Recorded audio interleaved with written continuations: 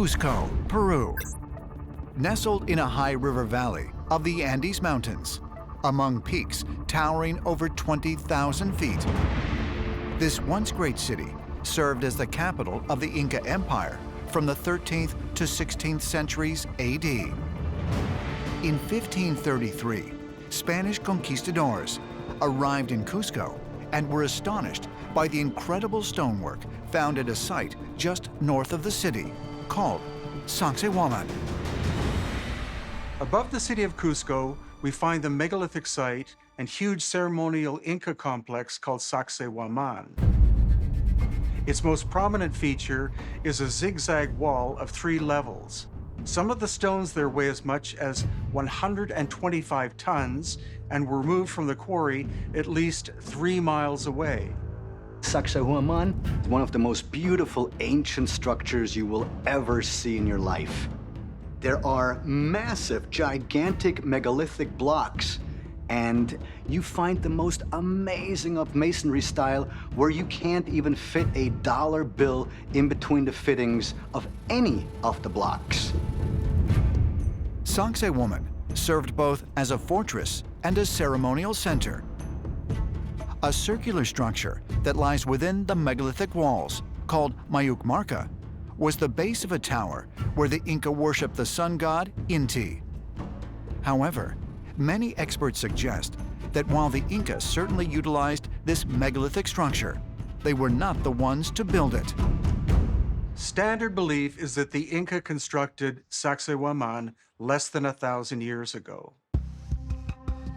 But some of the earliest Spanish chronicles, it is said that the Spanish were completely astounded by seeing this site, and they asked the local Inca, "Did you build it?" And the Inca replied, "No, this was here when we arrived 500 years ago." Many experts believe Sacsayhuamán predates the Inca by thousands of years, and that the Inca built on top of what came before. The Inca were a Bronze Age civilization, and the stones at Sacsayhuamán are metamorphosed limestone, which is much harder than bronze, and could not be cut or shaped using bronze tools. Inca built on top because you can tell a major difference between megalithic construction, where the stones fit perfectly together, and the Inca, which is stones piled on top of stones with mortar as filler. But if Sacsayhuamán really does predate the Inca, as the Inca themselves claimed, how could an even earlier civilization have possessed far superior technology? The ancient Inca talk about celestial beings who descended from the sky a long time ago and imparted the first knowledge of anything toward people of Earth. The ancient astronaut theory suggests it was human beings who built Sacsayhuamán, but under the tutelage of the extraterrestrials. Thebes, Egypt, 1290 BC. The elderly King Ramses I passes away after a reign of just 16 months, and his son Seti is announced as the new pharaoh. Egypt is in a period of chaos, and Pharaoh Seti believes the only way to save it is to restore the power of the old gods. Pharaoh Seti is one of the most important characters in Egyptian history. And one of Seti's most important objectives as pharaoh was to bring back the old gods, to bring back the power of the old gods, the understanding of the importance of Osiris. One of the things that he does as part of that restoration of the old ways to the multiple gods is go to Abydos, builds the temple there with lots of different side temples that are there to worship these different gods and goddesses. In Abydos, Seti built one of the most magnificent temples in all of Egypt, containing 7 chapels dedicated to different gods. But when Seti arrived in Abydos in 1951, the great temple she claimed to have known in her past life was all but gone. There was around 2,500 pieces of the temple scattered everywhere. and Ghazuli and others had no idea how to fit these pieces back together. But Om Seti, maintaining that she had this past life memory, could tell them, oh, this piece would go here, this piece would go there. I remember it looking like this. This was an incredibly daunting task, but she started each day with unbridled passion and enthusiasm, and Abydos was reconstructed according to Om Seti's instructions. She solves the amazing jigsaw puzzle of putting together these 2,500 pieces and restoring the Temple of Abydos in 2.5 years, which is absolutely impossible without her extraordinary understanding of the temple. It would have taken 20 years for anybody else to do the work that she did in 2.5 years. According to Om Seti, restoring the temple at Abydos was about much more than just resurrecting the past. To her closest friends, she confided that this ancient structure served an extraordinary purpose. Seti would actually state that the Temple of Abydos served as a stargate of sorts, a place where you were able to jump in and out of time and space. A stargate? Could the Temple of Abydos have acted as a portal to other points in the universe? According to ancient astronaut theorists, a feature inside the temple supports this sensational claim. They point to a bell-shaped object painted on a chapel wall that some refer to as the Osiris device. When we look at this symbol through modern eyes, it's highly technological. To the eyes of a physicist or an engineer, it looks like a Tesla coil. And you wonder, what could an image that resembles a Tesla coil be doing on the walls of a temple that's 3,500 years old? The Tesla coil was designed in the late 1800s by inventor Nikola Tesla as a way to wirelessly transmit electricity. But ancient astronaut theorists suggest there is a far more advanced technology depicted on the opposite wall of the chapel. On the opposite wall, we see the same device, but now it's attached to what is called the Neshemet barge of Osiris, his resurrection barge. And what's so amazing about this barge is that its shape is virtually identical to the way modern science portrays a wormhole or an Einstein-Rosen bridge. The power of Abydos is something that we're still only beginning to understand. It's such a profoundly mysterious place.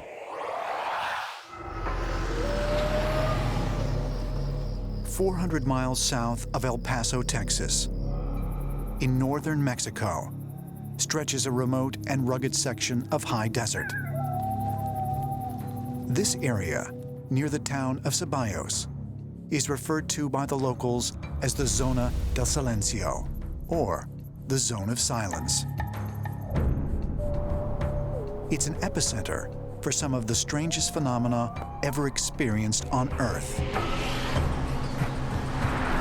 Nothing works there. If you go there with your cell phone, the cell phone stops. If you go with a radio, it stops. If you go there with a compass, the needle just keeps spinning.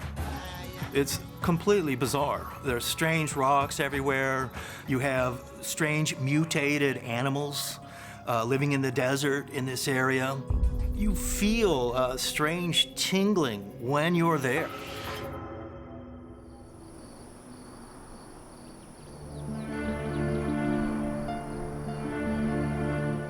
The Zone of Silence was first identified in the 1930s by Francisco Sarabia, a Mexican pilot who claimed that his radio had mysteriously failed to function while flying over the area.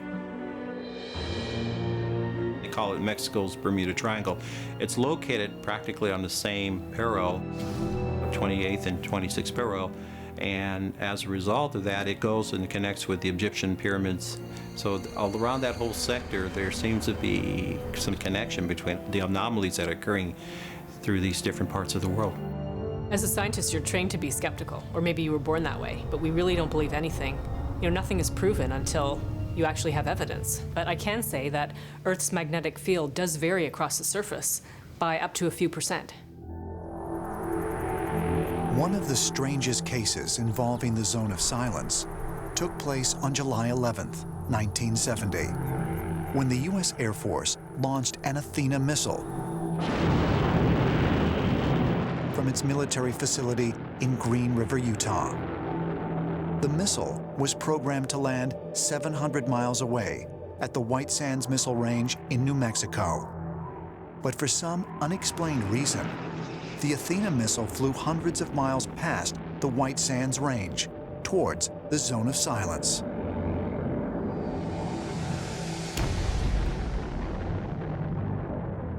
Not only did it go off course, it way overshot, as if it had been picked up or yanked or dragged or pulled into it.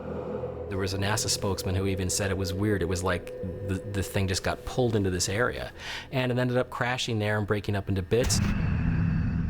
But some claim this missile is not the only thing that's been mysteriously pulled into the Zone of Silence. Ancient alien theorists believe an unusually large number of meteorites have crashed here. The evidence seems to be indicating that the Zone of Silence is some powerful energy vortex area that's literally sucking meteorites and other space debris right into this small area of northern Mexico.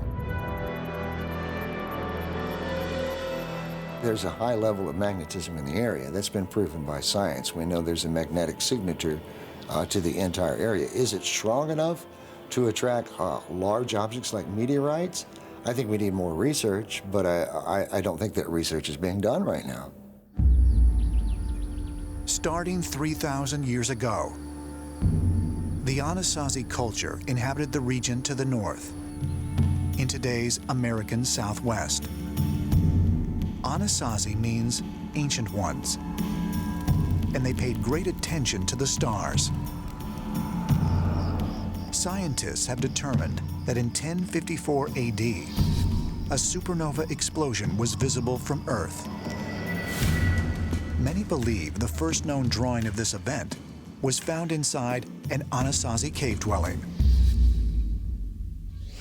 South of the Zone of Silence, other cultures, including the Maya, also reportedly possessed a surprisingly detailed knowledge of similar celestial events. Is it possible that both of these cultures were somehow exchanging information? They're separated by thousands of miles, but both the Anasazi of the north and the Mesoamericans of the south found the Zone of Silence and used it as a meeting place between their two cultures. You can imagine if you studied the stars at night and plotted the constellations, obviously one of the things you're going to see are these meteorites streaking across the sky. If your answers come from the sky, you probably would follow those streaking meteorites and find out where they ended up. And the theory is that they may have found what they were looking for in the Zone of Silence. In the United States, there are over 6,000 UFO sightings reported every year, more than any other country in the world. But why? Is there an explanation for such a high number of UFO sightings? Could aliens have a special interest in America? According to ancient astronaut theorists, not only are aliens watching over North America today, but in fact, they have been visiting us for hundreds and possibly even thousands of years. And they claim the evidence can be found in the strange sites, structures, and monuments that lie in every corner of the continent. America is really a very mysterious place with all kinds of strange legends. So trying to put all of these things together in context shows us that we're living in a very unusual continent full of magic and mystery. Serpent Mound in Adams County, Ohio. The Kivas at Chaco Canyon, New Mexico. Bighorn Medicine Wheel in Wyoming. Many Native American tribes say that at these ancient sites and countless others, entities that they call star beings came down from the sky to teach their ancestors. To the Zuni people and other tribes, there's a spiritual connection with the star beings. They're the ones that actually rule the universe or the world that we're on. If you look at the petroglyphs, there's a lot of references to those type of entities. According to tribes like the Zuni and Hopi, stories of these otherworldly visitations exist not only in the oral traditions passed down from their ancestors, but also in petroglyphs carved into rock all across America. On the Zuni Pueblo in New Mexico, there are literally thousands of ancient carvings that most outsiders have never laid eyes on.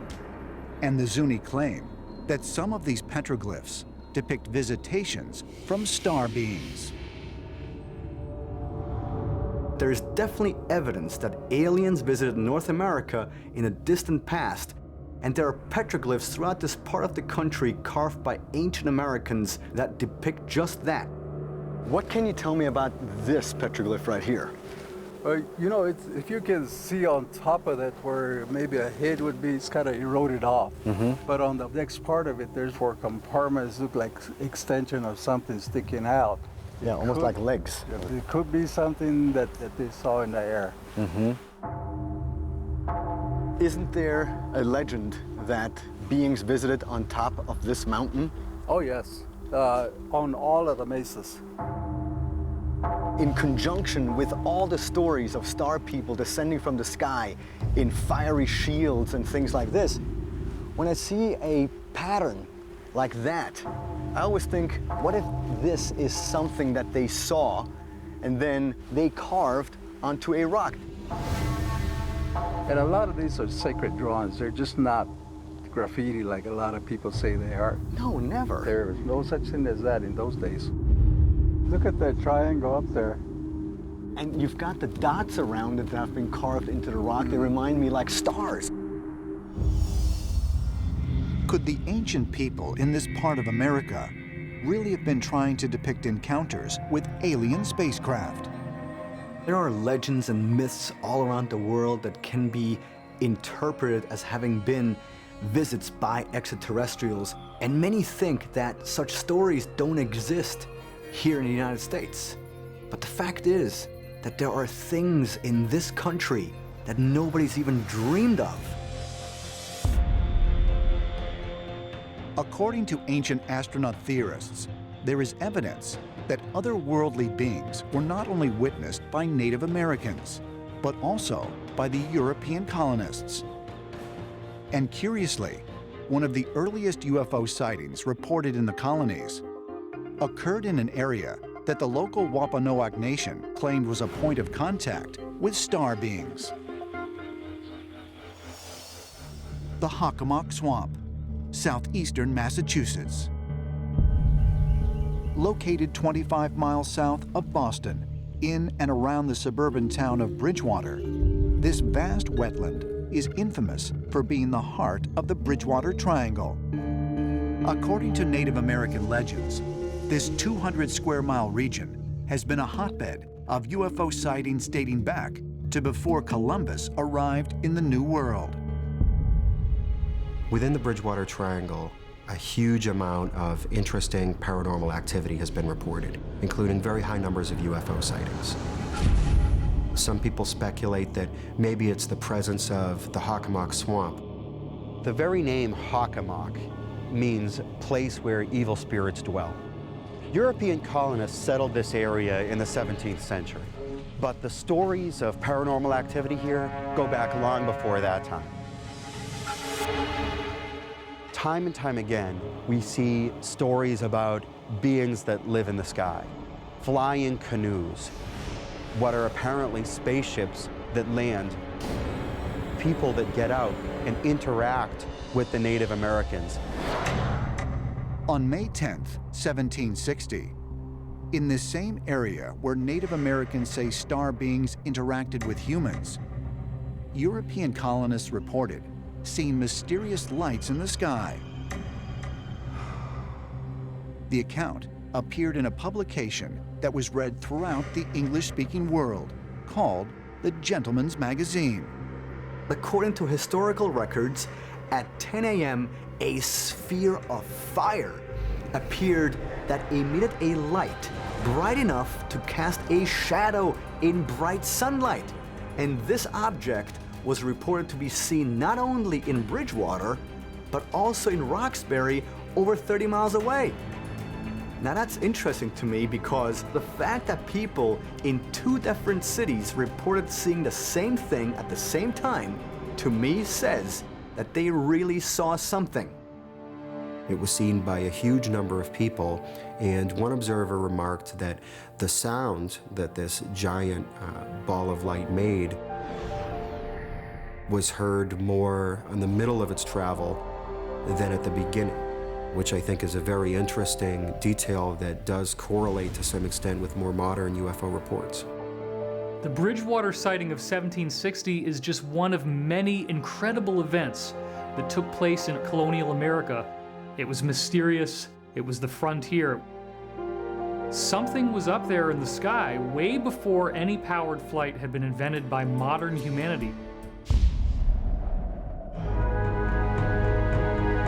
It is perhaps the most sacred site in all of humanity. The place where three of the world's most prominent religions, Christianity, Judaism, and Islam, all converge. It is the heart and soul of what is called the Holy Land. Temple Mount, Old City, Jerusalem. And this 35-acre plateau, surrounded by ancient walls, has been considered sacred for thousands of years. The Temple Mount is sacred to Jews and Christians because it's at this spot that Abraham bound Isaac and prepared to sacrifice him in Genesis 22. For Muslims, this site is sacred because it's from the rock where the Dome of the Rock today stands that Muhammad ascended into heaven. What we have on the Temple Mount really is a mixture of three religions, and each one of them has got an aspect to it which makes the place even more important. But in origin, really what we have is a place where God touched down on planet Earth. And ever after, this is the place where communications with the afterlife or the divine realm is to be made. Each year, millions of pilgrims come to Temple Mount to worship God and celebrate holy occasions. But why? In the 10th century BC, King David and the Israelites chose this rocky high ground to build a great temple. This was the site that David, the great king of Israel, had conquered. And so it already had a kind of a blessing about it because this was where the people of Israel were destined to center their lives in this sacred kind of place. According to the Bible, King David, who had just made Jerusalem his capital, wanted to build in it a house for the Lord. But for reasons that aren't entirely clear, he didn't do so, and it was his son Solomon who built the first Jewish temple. Completed in 957 BC by David's son, King Solomon, the temple was said to house the Ark of the Covenant. The sacred chest, believed to have contained the stone tablets on which the 10 Commandments were written. But according to many ancient astronaut theorists, the Ark also may have contained a power source of extraterrestrial origin. In the Bible, you read about the Ark of the Covenant. Moses was ordered to go to the Holy Mountain, and the Lord gave Moses instruction to construct the Ark of the Covenant. As we know later, the Ark of the Covenant was something very, very dangerous.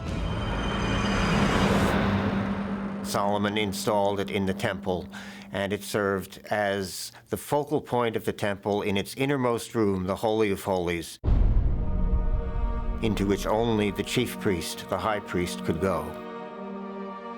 It's in this innermost sanctum, the Holy of Holies, where God was viewed as resident.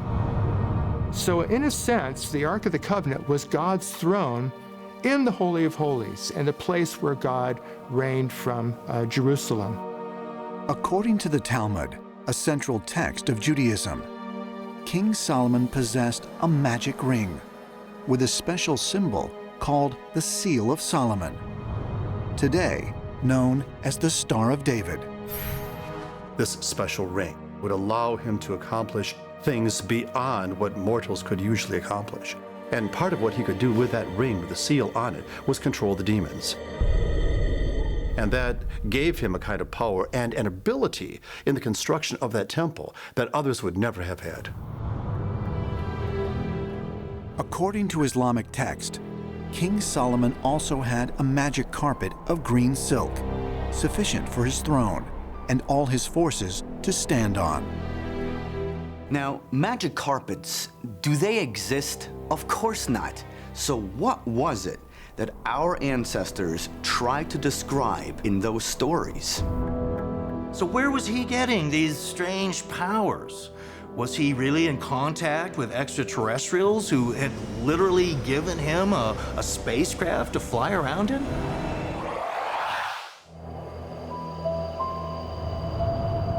Bucharest, France, 2012. Believing that the end of the Mayan calendar is a prediction of the apocalypse, thousands descend on this mountain village, hoping to be rescued by extraterrestrials.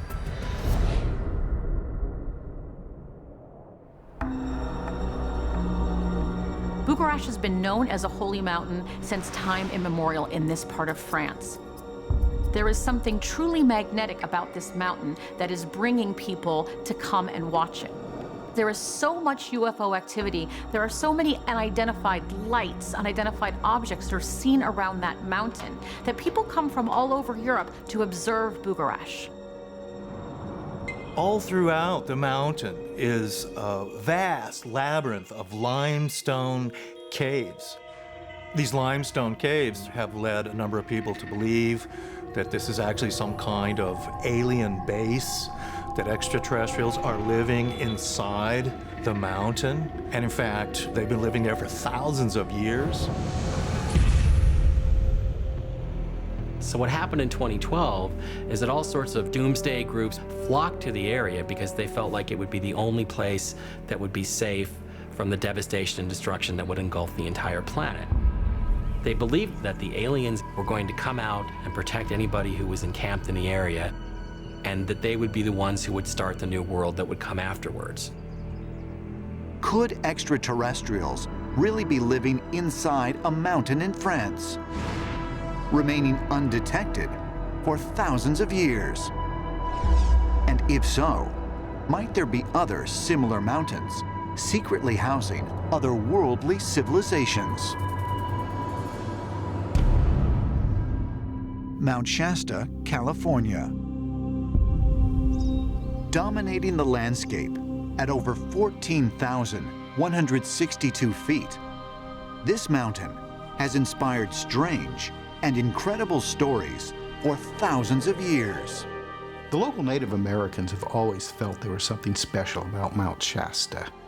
It was thought that humankind actually originated from within Mount Shasta, that there was a great cataclysm, and that the people of planet Earth actually hid within the mountain. When the cataclysm had passed, the people were able to come out of Mount Shasta and repopulate the world.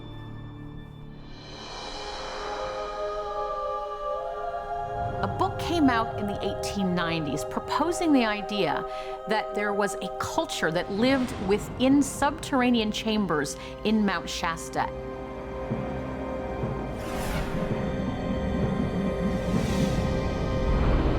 Over the years, there have been a number of very significant UFO sightings around Mount Shasta, and you have to wonder, why is that the case? I don't think we can rule out the idea of some sort of permanent presence buried deep within Mount Shasta itself. Could alien beings really be living on planet Earth, hidden inside mountains? And if so, might they have built advanced civilizations, not only within Mount Shasta, but in mountains across the world? Great mountains have been objects of fascination and veneration for as long as we have stories. They reach to the heavens. They have hidden crevices and caves. They are also dangerous, so we have the severity, issues of life and death. So in every corner of the planet there have been special and sacred mountains. Throughout the world, we find myths and legends of sacred mountains that are not only landing places or places where the gods or star beings descended, but also places that became their sanctuary. And humans have been almost magnetically attracted to these places since the beginning of recorded history. So it's entirely possible that the extraterrestrials set up space bases and mountains all over the world. That way they could watch humanity, help guide us, and if necessary, intervene again in human affairs as they had done in the past. And perhaps this is why we're drawn to mountains. We instinctively know that the extraterrestrial gods are there and always have been. Western India, April 28, 1819. While hunting tigers just outside the village of Ajanta, British officer John Smith discovers 29 elaborate cave temples carved into the side of a rocky cliff overlooking the Wagora River. Believed to have been constructed in 200 BC, the cave's architecture and artwork reveal new insights into the origins of India's mysterious sacred past. Ajanta is unique in the sense that these are the most ancient Buddhist caves of India. Here they started the work from 200 BC, and this work continued till the end of 6th century AD. After 7th century AD, Buddhism started declining all over India. And all these caves were abandoned. Nobody was living here. And so in course of time, a dense forest was grown up here, and all these caves were covered under vegetation. As you walk into the Ajanta caves, you see all kinds of temples carved out of solid rock, niches and alcoves, even statues, but it's all been carved out of one giant block of rock. Visited yearly by thousands of Buddhist worshippers, the caves are considered sacred even to this day. Built as holy shrines and temples by devoted monks, they contain numerous places of worship, complete with paintings and sculptures depicting the life and times of the Supreme Buddha, often referred to as the Enlightened One.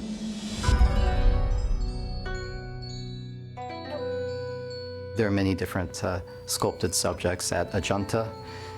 Many of the sculptures are of the Buddha.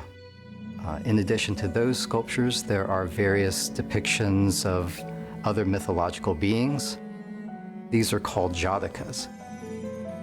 These jatakas show these previous lives, and these lives could be related to, say, the Buddha being born as an animal, being born as a deity, or being born as a human.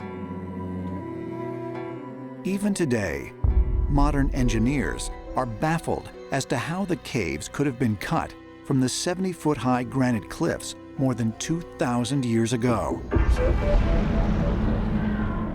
These caves were created through the removal of stone, literally tunneling into the surface of the rock. Rock was removed, it was chiseled away, taken out, and any interior space that you see at the caves today were created through this removal of stone. Any architectural details that one finds at the site, any sculptures, they're actually carved from the same piece of stone, which is the mountainside itself.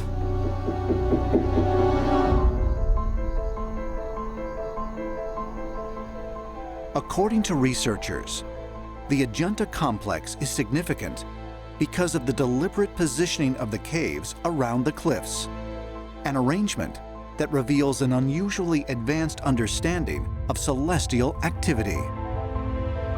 The caves are carved into this horseshoe bend and are oriented in various directions. Some are oriented towards the west, others to the south, and some are oriented to the east so that they are oriented towards the rising sun. It does seem to be the case that ancient peoples in India were very much interested in the universe and the relationship of heavenly bodies.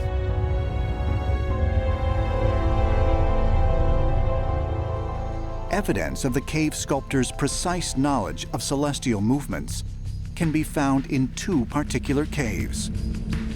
Each contains large stupas, or dome-shaped structures featuring Siddhartha Gautama, the supreme Buddha and spiritual teacher who founded Buddhism.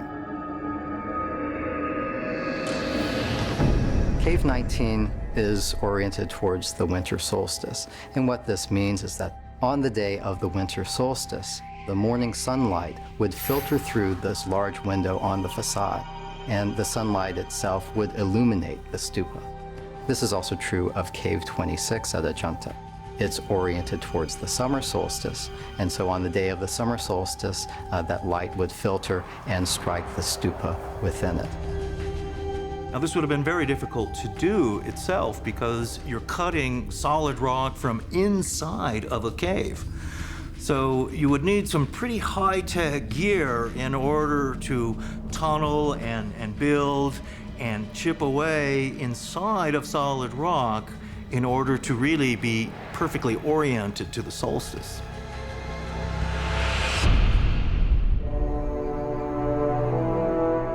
Might the Ajanta caves have been constructed with the aid of advanced alien technology, as ancient astronaut theorists believe? If so, might they also have been considered sacred by the locals because of their connection to early extraterrestrial visitors? Many ancient astronaut theorists look at the stupa and say it's a symbolic reference for the power of flight. Many times it's symbolically shown with a young Buddha placed in there, and it almost looks like he could be manipulating some type of controls within the stupa.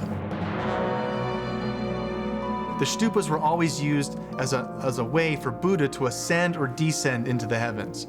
And so we do see stupas in this artwork, very possibly saying that the Buddha was going into space. There was an obsession of ancient human beings to depict things that they saw. And I think they did it with carvings on caves and depictions and sculptures and monuments, because that's what they saw. They were duplicating what they saw. But what they depict are very strange things. They depict gods and half animal, half god type figures. So you have here what seems to be some kind of special subterranean temple that's built for extraterrestrials or some kind of space gods. What were the Buddhist monks seeing? Could the Buddhist monks have been helped by some kind of an extraterrestrial presence? The ancient astronaut theory suggests that if we find paintings or carvings of half man, half animals, that means that those creatures at one point really existed because they were genetically created by extraterrestrials. The Valley of the Kings, Egypt. The Taj Mahal, Agra, India. And King Pakal's tomb, Palenque, Mexico. Spectacular burial sites that date back thousands of years are found across the world. According to mainstream researchers, these locations are the final resting places for ancient leaders. But might they also serve a more profound, perhaps extraterrestrial purpose.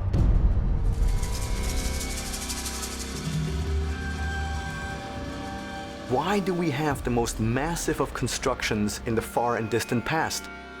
Well, and according to the ancient texts and the ancient traditions, this knowledge was given to our ancestors by the gods. If the sole function of tombs was to house the dead, then why are virtually all of these connected to notions of spiritual energy, images of astronomy, and a strong belief in the existence of other, arguably more spiritual worlds?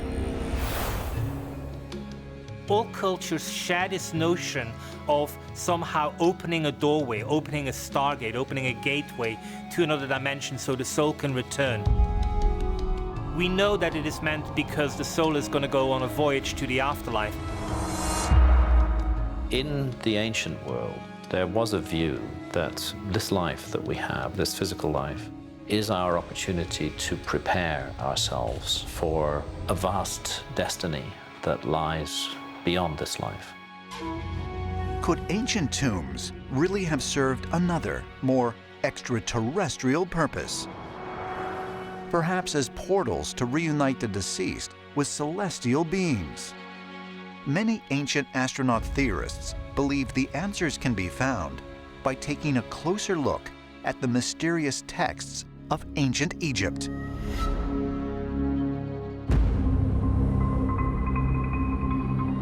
Saqqara. Situated on the west bank of the Nile River, 20 miles south of Cairo, this archaeological site is one of the oldest and largest burial grounds in all of Egypt. Egyptologists called these monuments tombs, but to the Egyptians they were not tombs. They were gateways to the afterworld. It is through these structures that the king will begin a journey into the underworld in order to face obstacles, dangers, and threats. And if he would overcome these threats, he would be given passage into the afterlife kingdom of Osiris.